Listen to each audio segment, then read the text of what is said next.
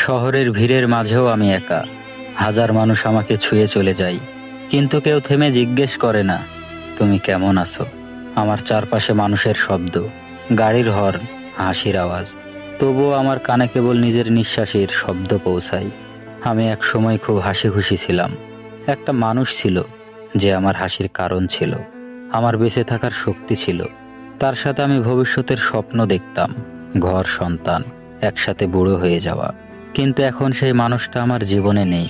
কেন নেই সেই উত্তরটা আজও পাইনি।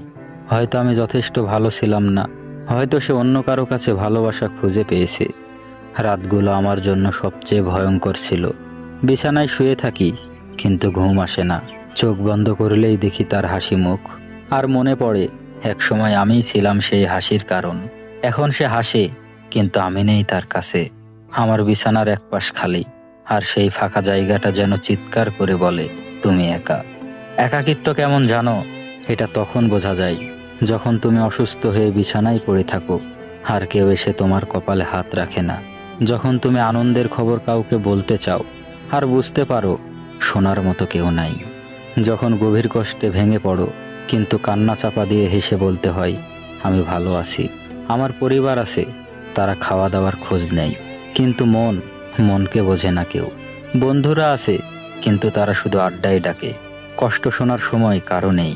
মাঝে মাঝে মনে হয় আমি হারিয়ে গেলেও কারো জীবনে খুব বেশি কিছু বদলাবে না। হয়তো কয়েকদিন আমার নাম উঠবে, তারপর সব স্বাভাবিক হয়ে যাবে। সবচেয়ে বেশি কষ্ট হয় যখন মনে পড়ে আমি এক সময় কারো কাছে পুরো পৃথিবী ছিলাম। আজ আমি তার জীবনের একটা বন্ধ অধ্যায়, যার পাতাগুলো আর কখনো খোলে না। যে হাত একদিন শক্ত করে ধরেছিল, আজকে সেই হাতও নেই আমার পাশে। যে চোখ একদিন আমার জন্য অশ্রু ফেলেছিল, আজকে সেই চোখও আমাকে চিনতে চায় না।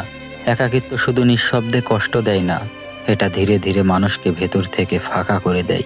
তুমি কথা বলা কমিয়ে দাও, হাসা ভুলে যাও, নিজের পছন্দের জিনিসও আনন্দ পাও না। এক সময় নিজের আয়নায় মুখ দেখা বন্ধ করে দাও, কারণ মনে হয় এই মানুষটাকে আমি চিনি না।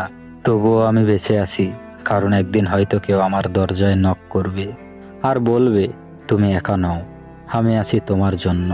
সেই আশাতেই আমি নিঃশ্বাস নিই, সেই আশাতেই আমি প্রতিদিন বেঁচে থাকার ভান করি।